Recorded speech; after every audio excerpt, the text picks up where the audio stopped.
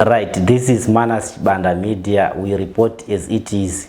Saka apa tatrega iti manye town muno mu CBD patadaidzwa na mkoma Eddy Customs. Mkoma makadi. Tirikweli makadi yo mkoma Chibanda.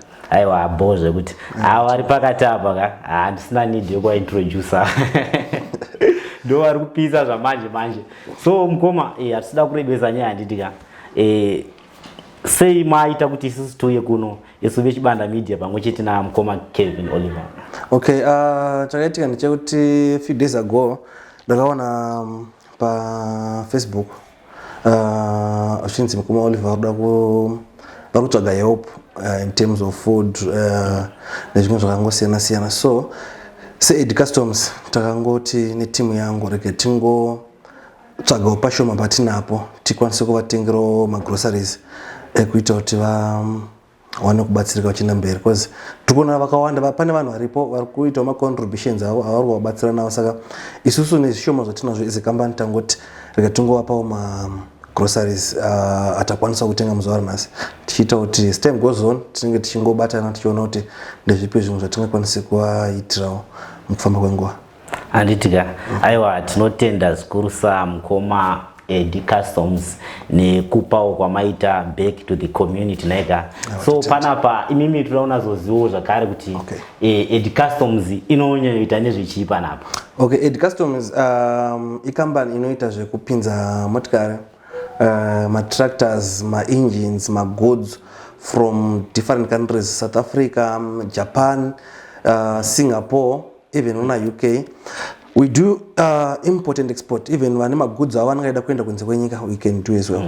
Yeah. Even when na UK kana tinongorowa masadi countries. Even kunze kuna UK tunoendesa zvakare. Okay.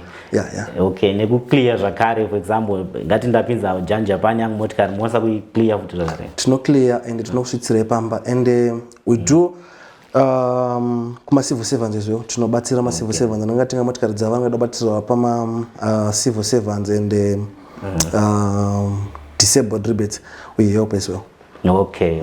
Deliver motikari yako pamba tokwanisa kutengera kunze tokunzira motikari yako pamba.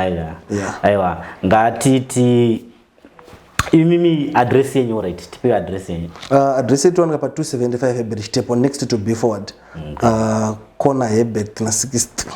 My contact details it's 0713 113618 ndo WhatsApp ebasa and ndo inokwanisa kubatika partner.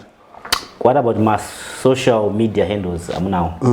Eddy Customs Clearing. Oh. Yes. Okay. Mkoma Oliver. Atinga mungazopedzeka video kudacha mataura.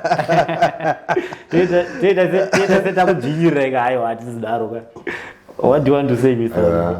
Ndoda mutenda mkoma Eddy Customs atidaidza panapa necontribution yevaita nemagroceries kwandiri. Tinangotaro Zimbabwe nezvimwe nyika kamoda kuclear zvinhu zvenyu hachi Eddy Customs ndokampani yacho yekudi. Chokwadi. Right, Eddy Customs aiwa ndatoisa chidindo uya pano unobatsirwa nemutengo wakaderera. Anokuonekai ndi Manass mwana kwa Chibanda. Parizvo ndoti sarai zvakanaka.